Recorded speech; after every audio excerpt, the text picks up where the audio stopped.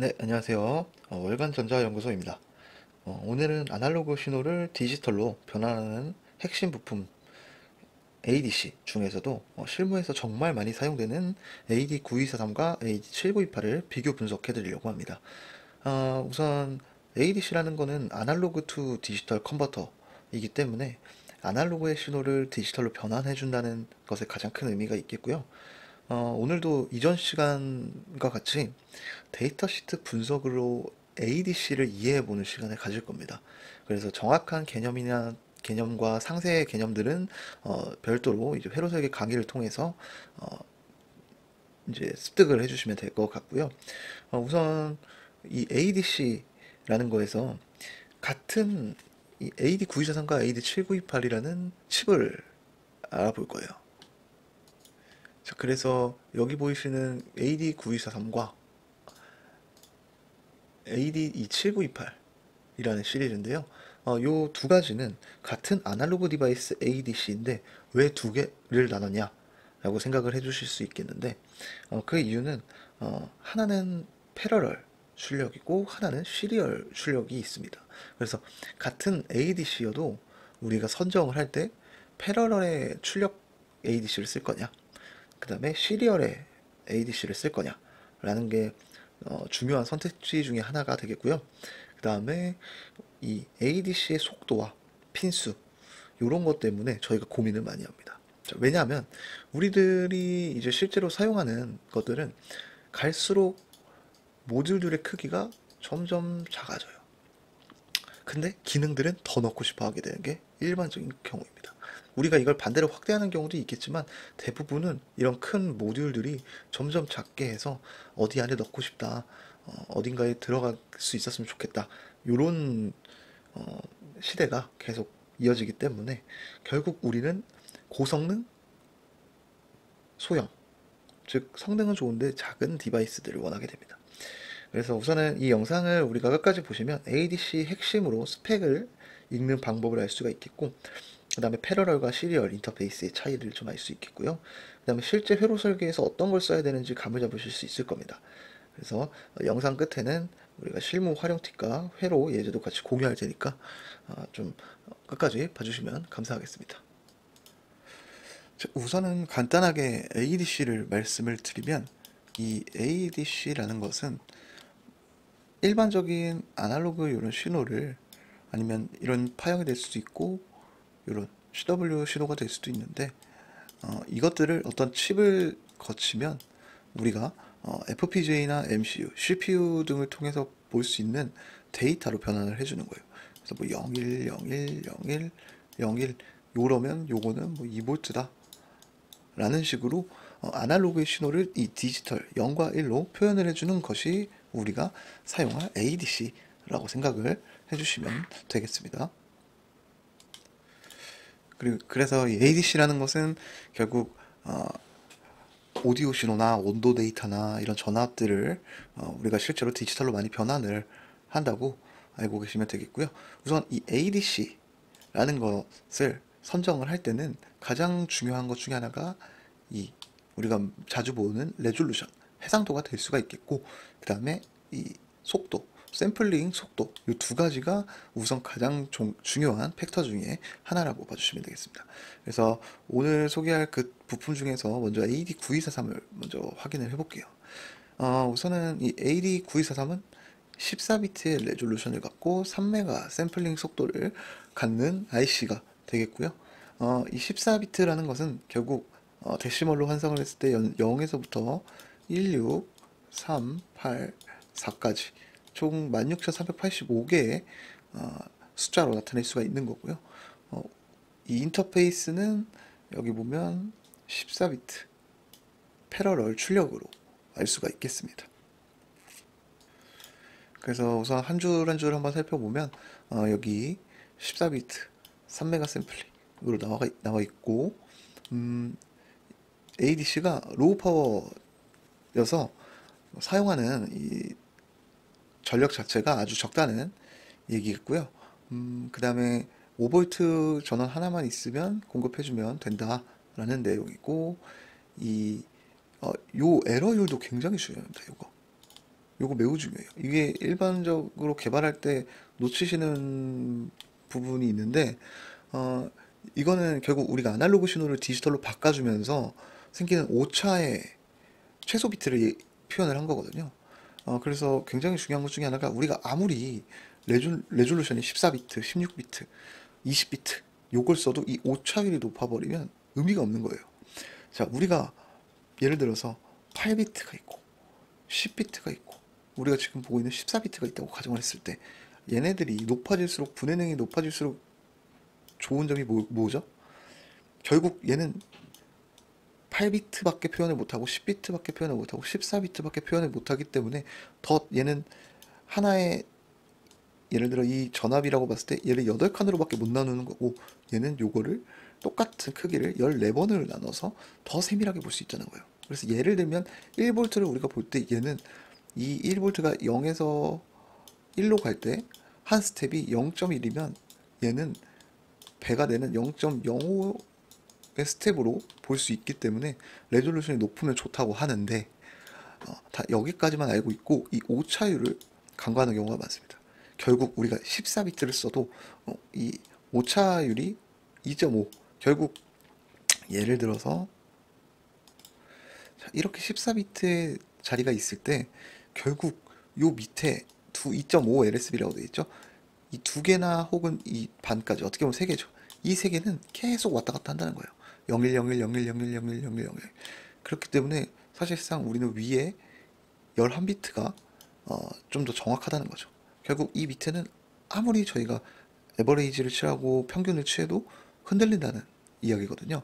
그렇게 봤을 때 우리는 만약에 14비트가 아니라 16비트야 혹은 17비트야 이랬을 때 오차율이 3개면 결국 우리가 17비트를 써도 14비트를 쓴 거랑 같고 지금 예로 봤을 때도 얘 14비트지만 결국 이 11비트, 12비트짜리랑 비슷하다는 거죠.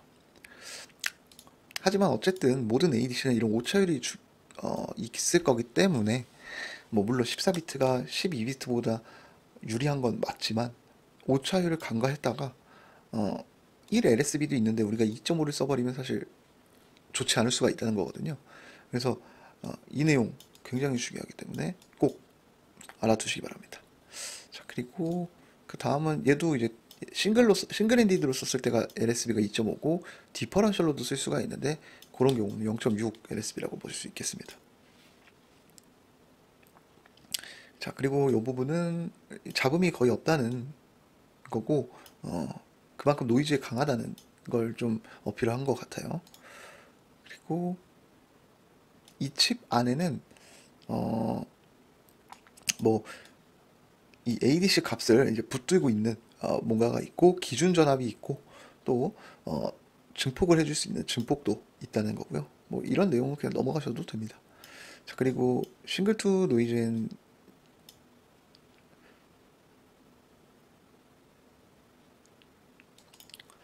자, 그리고 싱글 투 노이즈 앤 디스토션 라티오는 어떻게 보면 이 선명도라고 볼 수가 있거든요. 그래서 신호가 어떻게 보면 깨끗하게 들어온다는 뜻이고 숫자가 높을수록 좋습니다. 그래서 이게 79dB이면 성능이 괜찮은 편인 겁니다. 자, 그리고 이 스피리어스는 RF 쪽 하시는 분들은 알 건데 어, 가짜 신호 말고 이제 진짜 신호를 얼마나 잘 캐치해내느냐 이 값도 결국 높을수록 좋은 건데 이거는 정말 성능이 좋은 편에 속합니다. 이 정도면 우선 사실 이것도 그냥 넘어가셔도 됩니다. 자, 그리고 아웃 오브 레인지 인디케이터는 너무 큰 값이 들어오면 알려주는 기능이 있다는 거예요. 그래서 ADC를 좀 더 안전하게 쓸 수 있는 알람도 있다라는 거고 다음은 이제 숫자가 0부터 차례대로 나와서 우리 같은 이제 프로세서가 읽기 쉬운 방식이라는 내용입니다. 결국 이건. 자, 그리고 요거는 칩의 패키지 타입이고 44리드인 MQFP 패키지라고 설명이 되어 있네요. 자, 그래서 요 부분을 보고 어느 정도 요 칩에 대한 성능은 설명이 되어 있다. 하지만 우리가 이 픽처를 그냥 넘어가거나 몰라서 안 보는 경우도 있는데 알수록 이 칩에 대해서 우리는 더 잘 쓸 수 있기 때문에 볼 수 있으면 보는 것이 좋습니다. 자, 그리고 이 부분은 프로덕트 디스크립션인데 사실 밑으로 내려가면서 데이터 시트를 다 볼 거기 때문에 여러분들은 여기를 다 이제 번역을 하시든가 해서 어떤 칩인지 보면 돼요. 간략하게 말씀을 드리면 아까 말씀드린 바와 같이 3메가 샘플링, 14비트 레졸루션, 그 다음에 뭐 하이스피드 시모스 프로세스라고 볼 수가 있고, 음, 나머지는 뭐 이게 아까 그 알람 비는 거 같고요. 좀 읽어보면 좋은 내용들이니까 이것들은 넘어가도록 하겠습니다. 자, 그리고 내리다 보면 여기 아까 프로덕트 디스크립션에 나와 있던 것들이 다 있죠. 14비트 3메가. 그 다음에 여기서 INL이라고 부르네요. 뿔마 2.5 LSB. 차동일 때는 0.6. 이런 것들을 좀 봐주시면 되겠고요. 여기는 지금 AD 9243이니까 여기 넘어가시면 될 것 같습니다. 자, 그리고 아주 중요한 내용이 나옵니다. 여기 보면은 스위칭 스펙인데 결국 얘도 뭐 라이징 타임, 폴링 타임 이런 것들이 있고 타이밍도에 의해서 동작하는 애예요. 그래서 클락 주기는 333메가 미니멈이죠. 333메가가 아니라 333나노. 즉 아까 3메가 샘플링 속도라고 했을 때 얘는 결국 한 주기가 요렇다는 건데 맥스로 쓰면 ADC에 발열 문제가 있을 수가 있기 때문에 뭐 400나노나 그 이상 1마이크로든가 더 높게 쓰는 게 좋겠습니다. 그래서 400나노 기준으로 보면은 2.5MHz를 클락 속도로 쓰면 될 것 같고 이제 하이가 최소 150나노가 돼야 된다는 거는 결국 3메가 샘플링 속도보다 낮게 쓰면 된다는 거예요. 높게 쓰면 얘가 하이로 인식을 못하고 로우로 인식을 못한다는 거고. 자, 그리고 이 파이프라인 딜레이는 굉장히 생소한 개념이 될 수가 있는데 이 파이프라인 딜레이가 세클락이라고 나와 있어요. 자, 여기 친절하게도 타이밍도가 나와 있는데 이런 것들이 안 나와 있는 칩도 있기 때문에 알고 가면 좋습니다. 우선 파이프라인 딜레이는 아날로그 인풋이 요때 들어왔는데 자, 이때 들어왔죠. 그럼 적어도 이때 인식을 했을 거예요. 근데 데이터 1에 대해서 언제 나오죠? 요때 나오죠. 정확히 한 클락 좀 지울게요. 정확히 한 클락, 두 클락, 세 클락 지나고 나서 데이터 1이 나옵니다. 그래서 우리가 얘를 모니터링 한다고 했을 때 여기 찍었다고 해서 이때부터 찍어버리면 아무것도 없다고 나올 수가 있겠죠. 하지만 이거는 최초기 때문에 계속 읽고 있다면 결국 맨 처음 세 번만 이렇게 나올 거라 그 이후부터는 어딜 찍어도 계속 찍히겠죠. 그래서 요 내용 굉장히 중요하고 자, 이거 매칭을 한번 시켜보면 요게 한 주기, 그 다음에 요게 하이, 요게 로우가 되겠죠. 그래서 한 주기가 최소 333나노보다는 길어야 된다. 즉 3메가보다는 낮은 속도가 돼야 된다. 라는 거겠습니다. 그래서 이런 타이밍도 꼭 분석해 주셔야 됩니다. 그래야 사용하는데 디버깅 시간을 줄일 수가 있어요. 안전하게 6.5까지 쓰지 말고 5V를 써주면 좋습니다. 5V. 그래서 이 드라이브 전압, IC의 전압 이렇게 써주시고 여기서 중요하게 생각해 주셔야 되는 게 이 드라이브 전압은 구동 전압인데 얘가 3V고 얘가 5V면 이제 여기 출력되는 비트들의 전압값 하이가 3이 될 수가 있어요. 둘 다 5로 묶으면 둘 다 5V로 나옵니다. 그래서 이 점도 꼭 알고 가시기 바라겠고요. 이런 핀 디스크리션을 한 번씩 쭉 읽어보세요. 그래서 모르는 것들은 검색도 해보고 번역도 해보셔야 되기 때문에 결국 우리가 봐야 되는 것들은 이 전압은 어플리케이션 회로들을 좀 이따 볼 거고 여기에서 LSB, MSB에서 14비트의 패러럴은 14개의 핀으로 0, 1, 0, 1, 0, 1 이런 식으로 나와서 얘네들이 조합을 했을 때 데이터화를 할 수 있다. 좀 알기 쉽게 계산기로 좀 설명을 드리면 자, 결국 우리는 14비트예요. 이게 아니고 결국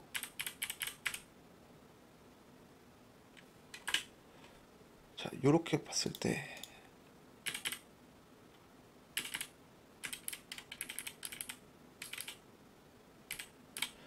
자, 3FFF 자, 여기 16383으로 나오죠. 결국 요 핀들이 다 14개가 있어서 하나씩 하이로우를 보고 우리가 데이터를 3FF면 16384구나 뭐 예를 들면은 얘가 0.00001이면 아 1이구나 라고 알 수 있다는 거예요. 근데 이게 속도가 결국 이 패러럴을 쓰는 이유는 핀도 위에 보면은 IC도 크고 핀도 너무 많아서 굳이 써야 되나 싶은데 결국 3메가 얘는 이렇게 한 클락만 치면 14개의 비트를 쏟아버리는 거예요. 그렇기 때문에 우리가 ADC 모니터링을 할 때도 결국 진짜 짧은 시간 대략 400나노만 있으면 한 클락 만에 요 14비트를 다 받는 거예요. 그러니까 굉장히 빠르게 샘플링을 할 수 있다는 거죠. 자, 이거는 좀 이따 제가 시리얼 ADC를 설명하면서 말씀을 드릴 테니까 우선 3메가라는 것을 봤을 때 한 클락 기준으로 우리는 14개를 다 쏟아 받을 수가 있다 라고 이해하고 넘어가시면 될 것 같습니다. 자, 이런 것들은 다 넘어가고 간략하게 설명드릴게요. 자세한 거는 회로석의 강의에서 설명을 드렸으니 여기 이제 뭐 레퍼런스 곱하기 2까지 해서 5V까지 쓸 수 있고 이런 내용들도 다 있어요. 한 번씩 꼭 읽어봐 주시기 바랍니다. 자, 그리고 다음 페이지로는 제가 이 페이지를 좀 요약을 해서 설명을 드릴게요. 모든 걸 한 줄 한 줄 해석해서 설명을 드릴 수는 없으니까 우선 이 페이지의 주된 내용은 싱글과 디퍼런셜 입력이 있다. 두 가지 입력 방식이 있는 것에 대해서 설명을 해준 거고요. 자, 우선은 싱글 엔디드라는 것은 AD9243으로 들어가는 입력이 단일 입력이다. 즉, 요게 그냥 ADC 쪽이라고 봤을 때 입력이 하나의 전압만 들어간다 라는 거고, 디퍼런셜은 플러스 마이너스로 두 가지의 입력 신호가 같은 소스에 대해서 들어간다는 겁니다. 그래서 요거는 이제 전이차를 이용을 해서 노이즈에 강한 신호이기 때문에 이 단일 입력보다는 노이즈가 훨씬 디퍼런셜이 강할 거고요. 우선은 싱글은 쓰는 이유가 어떻게 보면 회로 구성도 좀 간단하고 그런 측면에서 유용하게 쓰이지만 잡음에 굉장히 취약하다는 단점이 있고요. 우리가 ADC 관점으로 봤을 때 만약에 0V가 그라운드면 0V라고 봤을 때 이제 그라운드인데 얘가 막 노이즈가 이렇게 있어서 뭐 0. 몇 미리볼트 이런 식으로 뒤태게 될 수가 있어요. 그런 것들이 이제 결국 이 노이즈에 의한 전압이 바뀌기 때문에 우리가 환산하는 데이터 아까 그 00000 뭐 1111 이런 식으로 했죠. 여기 오차 범위가 흔들리는 것 자체를 줄이려면 결국 디퍼런셜을 쓰는 것도 한 가지 방법이 될 수가 있겠죠. 그래서 디퍼런셜은 이 두 가지 신호를 입력을 받아서 단일 신호로 봤을 때는 얘가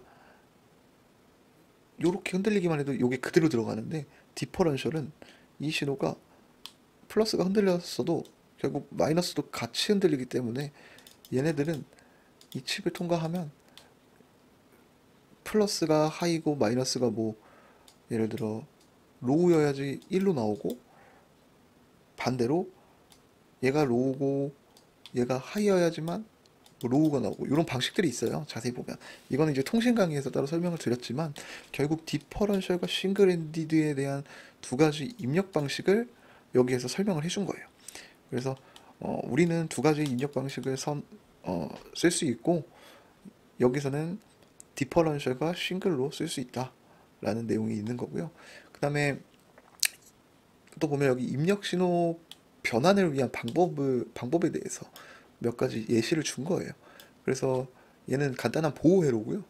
저항 보면은 저항 두 개, 그 다음에 다이오드 두 개로 너무 큰 전류가 들어오는 걸 막아주는 장치고 어떻게 보면 우리가 자동차에서 안전벨트 역할을 해준다는 거예요. 그래서 너무 큰 신호가 들어오면 망가질 수 있으니까 미리 막아주는 클램핑 회로가 되겠고 그 다음 요거는 RF 트랜스포머를 이용한 AC 결합을 하는 회로예요. 이제 트랜스포머라는 것은 결국 변압기인데 이제 신호를 안전하게 바꿔주는 방식이고 이제 AC 교류 신호만 받을 때 사용을 이렇게 할 거예요. 일반적으로 ADC를 어떻게 쓰냐에 따라서 주변 회로를 입력 신호를 이렇게 바꿔주면 좋다라는 예시를 또 여기서 친절하게 설명을 해준 거라고 봐주시면 됩니다.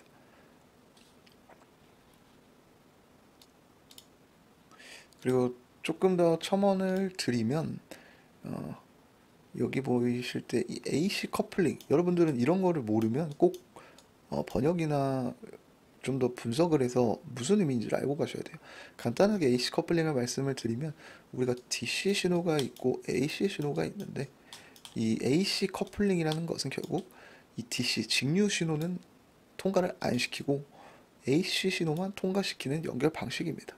그래서 커플링이라는 게 어떻게 보면 DC 커플링, AC 커플링, 뭐 디커플링 등 이런 개념들이 많은데, 이것도 여러분들이 헷갈리는 개념 중에 하나가 될 거예요. 그래서 이런 커플링도 그냥 넘어가시지 마시고 좀 우리가 개발하고 연구한다는 측면에서 보고 가시면 좋을 것 같습니다. 자, 다음 페이지로는 여기는 이제 연결 신호가 어떤 방식으로 하냐에 따라서 회로를 다르게 구성을 해야 된다는 설명이에요. 그래서 이 DC 커플링, 여기도 또 커플링이 나오죠. DC 커플링 위드 OPMP라고 되어 있는데, 결국 OPMP로 직류를 연결한다는 거예요. 우선 이 DC 커플링이 뭐냐면 결국 전기 신호 중에 아까 말한 DC가 있고 AC가 있었죠. 이 DC를 그대로 ADC로 들어가게 해주는 방식입니다. 결국 AC를 걸러준다는 거겠죠. 그래서 DC 커플링은 결국 DC만 그대로 전달해준다는 DC 커플링을 말을 하겠고요. 결국에 요 DC 커플링 위드 OPMP가 여기 나와 있는 거예요. 예시가. 그래서 이 피규어 30 보면은 크로스 커플 디퍼런셜 드라이버라고 되어 있는데, 요거는 나와 있는 설명을 봤을 때 입력 신호가 뭐 이미 2.5V 되는 시스템에 적합하다는 것 같아요. 그래서 두 개의 증폭기 AD8042를 이용을 해서 하나는 뭐 플러스, 마이너스 이런 식으로 연산을 해줘서 짜여진 구성의 회로도 같아요. 예. 그래서 우선 두 개 증폭기를 반대로 움직이게 해가지고 더 정확하게 깨끗한 신호를 9243으로 입력시켜주는 것 같습니다. 네. 그래서 이렇게 쓰면 좋다는 내용을 여기에도 또 한 번 더 설명을 해준 것 같아요. 굉장히 좀 친절한 칩인 것 같네요. 자, 그리고 다음으로는 피규어 31을 보면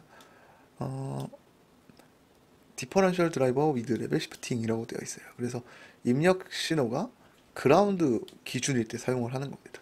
그래서 이 회로는 입력 신호 레벨을 올려주는 역할도 같이 하게끔 되어 있는 구성이고요. 우선 너무 예를 들면은 너무 낮은 신호를 엘리베이터처럼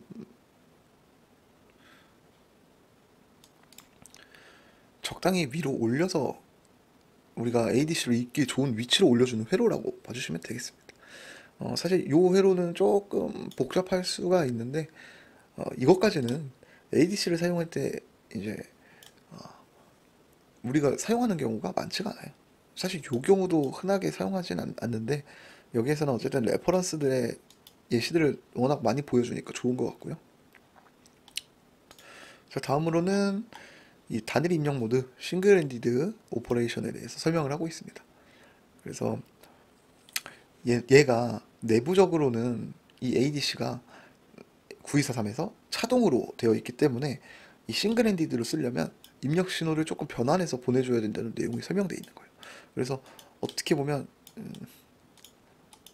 요게 9243이라고 봤을 때 내부적으로는 플러스 마이너스가 이렇게 받게끔 되어 있는데, 여기에서 싱글로 쓰려면 뭔가 입력을 줄 때 어떻게 뭐 구성을 해줘야 된다는 내용입니다.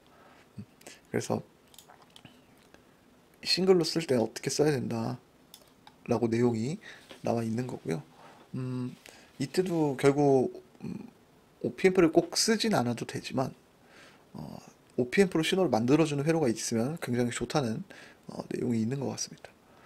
그 다음에 DC 커플링 앤 인터페이스 이슈, 문제적인 거 어떻게 보면 팁이 될 수가 있는데,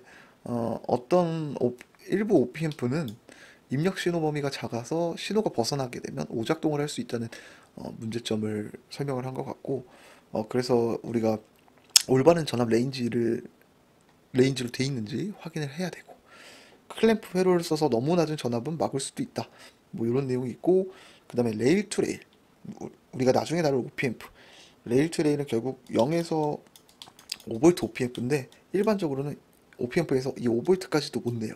근데 이 레일 투 레일이라는 것은 결국 5V까지 입력 전압 범위를 쓸 수가 있게끔 입력 전압으로 받은 전압을 우리가 OPMP에서도 증폭을 했을 때 여기까지 끌어올릴 수 있게끔 하는 게 레일 투 레일인데 이런 레일 투 레일 OPMP를 쓰면 더 넓은 범위로 동작이 가능하다라는 내용이 담겨져 있습니다. 다음 페이지에서도 결국 단일 입력, 싱글 핸디드 입력과 AC/DC 결합 방식에 대해서 다양한 회로 예제를 또 소개를 하고 있는데 여기에서는 우리가 싱글 핸디드로 쓸 때는 보통 이 어플리케이션을 씁니다. 자, 이거 좀 참고해 주시면 좋을 것 같고요.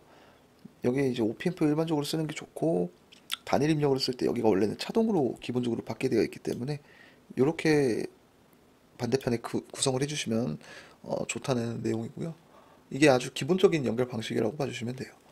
그래서 여기서 OPMP를 이제 더 적극적으로 활용을 하고 신호를 이제 레벨 올려줄지 내려줄지를 시프팅 한다. 이런 것들이 내용이 있는 것 같고 여기 2.5V는 결국 이게 기준 전압이에요. 즉 이제 신호의 시작점을 2.5V 근처로 딱 맞춰주는 회로라서 아마 오픈일 때는 2.5V가 디텍이 될 거예요. 제 경험상. 네. 그럴 거고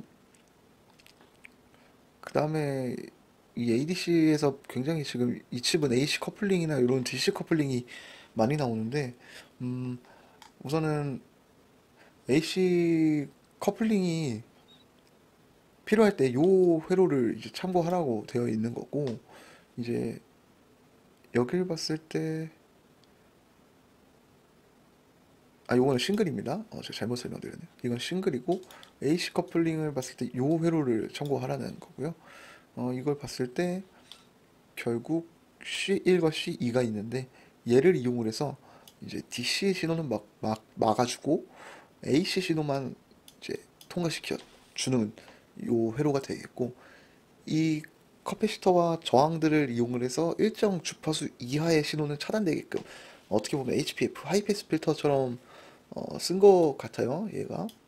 그래서 AC 신호도 입력으로 받을 수 있게 9243을 사용할 수 있다라는 거에서 어떻게 보면 이 칩이 굉장히 장점이 있는 거죠. DC도 쓸 수가 있고 AC도 쓸 수가 있기 때문에 이런 레퍼런스 회로를 많이 주니까 실험을 해볼 수가 있는 거죠. 그리고 네, 여기는 이 정도만 하고 넘어갈게요.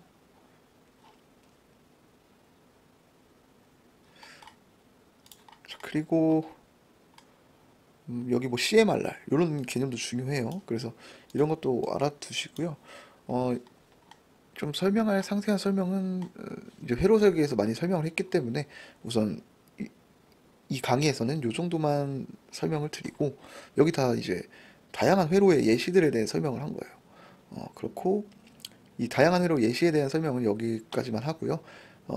그 다음으로 중요한 게 결국 아웃풋 데이터 포맷이에요. 여기 우리는 결국 ADC를 데이터화로 출력을 해서 어떻게 읽을지를 볼 거기 때문에 여기를 참고하면은 우리가 대충 몇 볼트다라고 환산을 할 수 있다는 내용이고 OTR 아웃 오브 레인지 있죠? 그것도 설명을 해준 거예요. 여기서 이제 뭐 V인 A 빼기 V인 B가 마이너스 V 래퍼보다 작을 때 OTR 1이고 디지털 아웃이 빵이 나온다.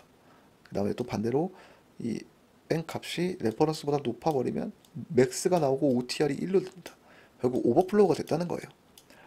그런 것들에 대해서 주의할 거를 설명을 여기도 해놨고 여기 이제 트루 테이블로 진리표로 나와 있죠. 그래서 이 내용도 한번 참고해 주시고요. 네. 결국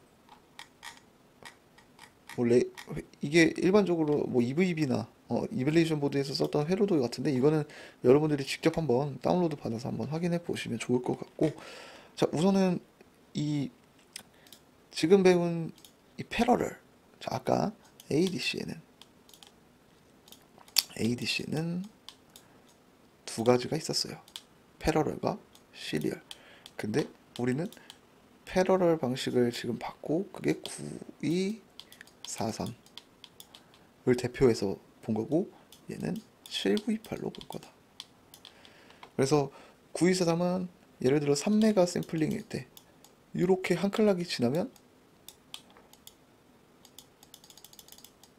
이렇게 14개의 핀에서 0과 1을 출력을 해주기 때문에 한 클락 만에 이 14비트를 받을 수 있는 구조예요.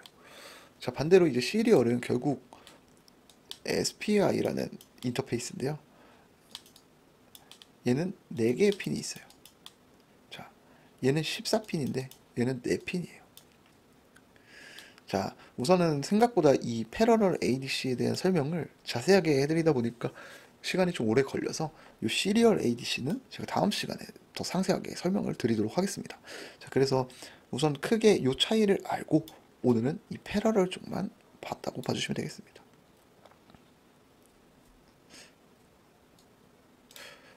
자, 그리고 우선은 일부 회로를 갖고 왔는데, 우선 저희가 월간전자연구소 회로 설계 강의 수강생들에게만 제공되는 회로도고요. 그래서 댓글로 이 AD9243에 대한 레퍼런스 회로도나 이런 참고 회로를 좀 요청을 하시면 제가 따로 그 메일 주소 남겨주시거나 댓글로 요청을 주시면 제가 이 회로도를 일부